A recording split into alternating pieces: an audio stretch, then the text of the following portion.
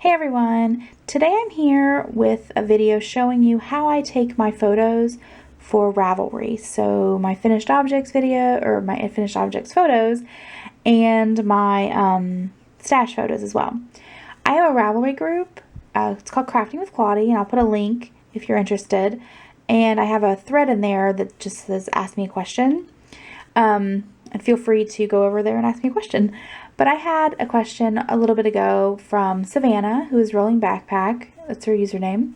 She asked me if I had done a video showing how I take my photos for my finished objects and my yarn because she liked the photos of my stash. So I'm going to go ahead and show it off now. I'm obviously going to be doing this a little bit different than normal because I normally don't record myself when I take photos. So hopefully I won't be too shaky, but we'll see.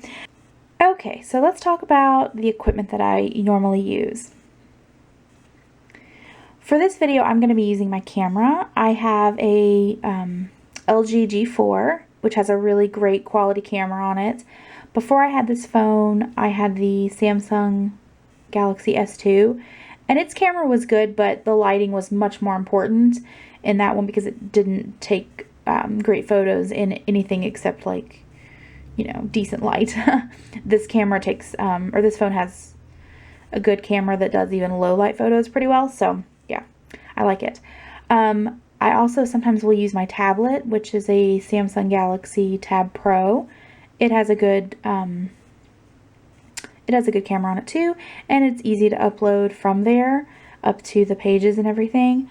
You can do that from your phone, but I just find it a little easier to do with my tablet. The other camera that I use is what I'm using to record, which is a Canon PowerShot ELPH 110 HS, I believe. I've had it for a couple of years.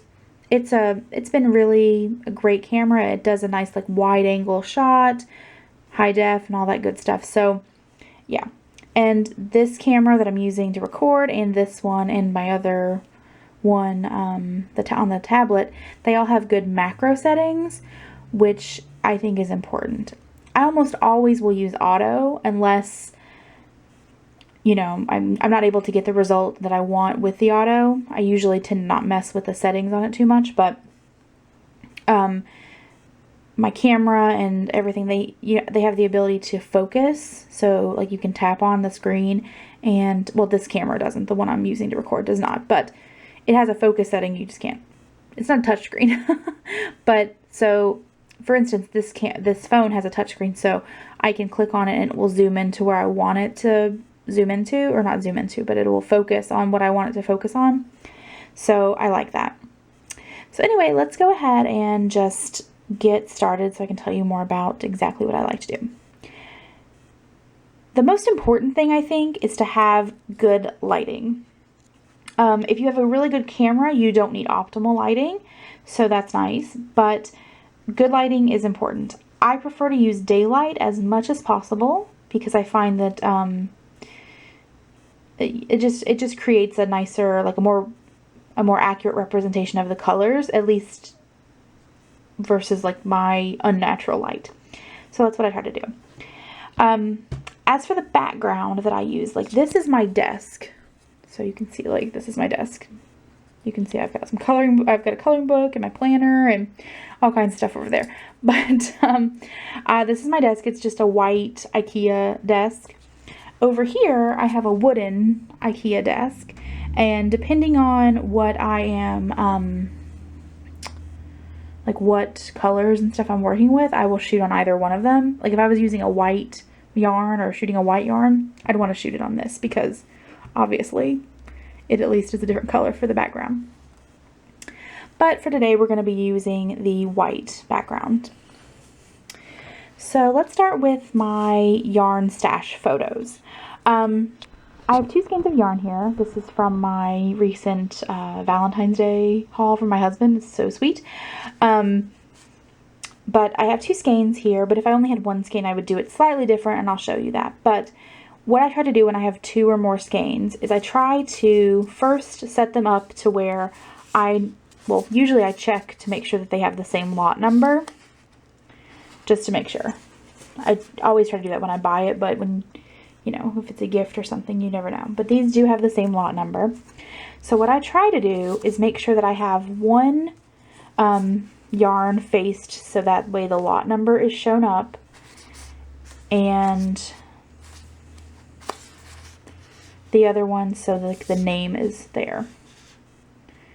So if you see, it has the color here, and I don't think it actually has like the, you know, the written color, and I think this is I want to say it's like Twilight or something, I'm not sure, but I can't remember. This is the Arnie and Carlos line from Regia or Regia. I feel like it's Regia. I feel like it has a hard G, but anyway. So usually I will do that. So I will have one face to where I can see the name of the yarn, and of course, like, you have to kind of smush it down sometimes. So one where I can see the name of the yarn, one where I can see the color and the lot number. And then I will get my camera out. Alright, so I've got my camera out, and I did have to change it. I tried to film this just a couple of seconds ago and I was having problems. This camera, or this phone, has voice commands for taking pictures, so I kept setting it off accidentally. It's nice to have if you're like taking a selfie or anything like that, but usually I don't use it, so I wanted to give this the most accurate representation I could possible. So what I normally do, I'll try to kind of keep the glare off, but it may not work. So I try to get the whatever I'm taking a picture of in frame, so that way it's got extra space, like some white space around it. And then I'll usually tap to make sure that it's zoomed in properly, and then I'll just take the picture. And because I'm holding it with one hand, I would normally hold it with two hands, but because I'm holding it with one, I will double check to see if it's so you can see it looks pretty good to me. If you zoom in to the text, you can see, just make sure that that's you know, not doing anything weird. I don't have the brightness set up on my phone, so I don't know if the camera is going to pick the color up all that well, or the white balance level of it all that well, but in person it looks fine, and I think it should be fine. So that's, I try to take a picture of them as a whole, and then I like a close-up picture as well. Okay. So when you're taking a picture of any kind of picture, you don't want to really block your light source unless it's like intentional for whatever reason. So my light is coming in from over there, so I wouldn't want to place my phone like this, because that's just going to cast a shadow. So what you want to do is kind of move in from the other side, and so it's still getting light, it's just not going to be blocking it. So I like to zoom in so that way it has something to focus on, and then take a picture, which is hard to do with one hand, but you can zoom wherever you like. And then let's look at that one too. Okay, so it looks good to me. I don't take close-ups of both yarn usually, like it'll have a little bit in there, so the other one or something like that, but really I just want to make sure that, like, from the picture on my stash page, you can see what the colors look like really well, how they're well represented. So that's what I do for my stash photos. And I usually only will do 2 pictures. I do like a overview one, or well, an overview plus a close-up. Now if I only had one skein, I would have taken a picture like this, the close-up, and then I would have went over and taken a picture like this. Just imagine I had just like said click or something like that. I might even turn it this way, depending on the yarn, but it just depends. But yes, so there you go. That is all for the stash photos. Now I have a finished item here. This is the earbud pouch, and I cannot remember who it's by, but I'll put a link in the description box. It's just a really quick, simple pouch. I used some leftover sock yarn. These were from the first socks that I ever did. I believe this is Lion brand wool sockies, and I think the colorway, I want to say it was Rock Candy. I feel like that's right. But anyway, so I will do pretty much the exact same thing. I try to have as good of lighting as possible. It's most natural. For me, that time of day, it depends on the time of year, really, from the way that this room faces out. But usually about noon to 3 is probably a good time, at least in my house. But if your room faces a different direction, you may have different times. So what I would normally do is just kind of do the same thing where you get the white space around. And I'm going to take a picture with this camera so you can see. So get the white space around, give it a little bit of time to zoom or to focus. And you see those little dots there, those little green, well, they're squares. That is what it's focusing on this phone, but your camera may be different. Basically, you just want it to be in focus as much as possible. So I'm going to go ahead and take the picture. And then I check it. I'm sorry about the glare. I know it's a pain in the butt, but so yeah, it's nice and focused. And I always check that, except when I'm taking photos with the camera that I'm using right now. My viewfinder is really good. I can tell if it's in focus on it, but it doesn't have an ability for me to be able to zoom in once I've looked at the picture. But if you have something that will zoom in, go ahead and take advantage of that.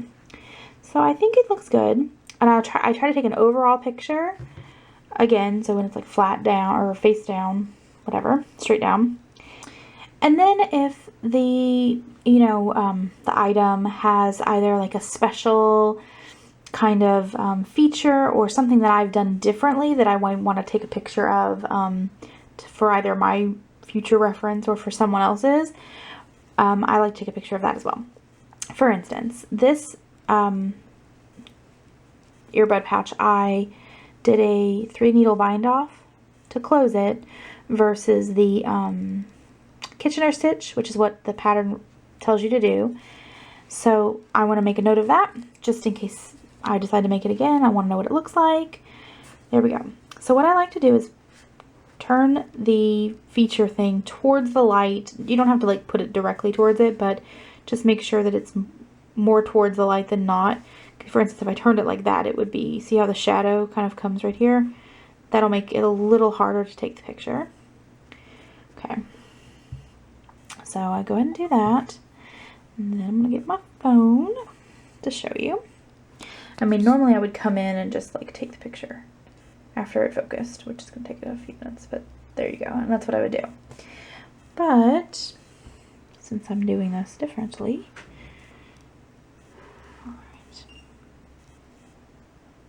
okay, so I know there's glare, but I want to just make sure it's focused on that.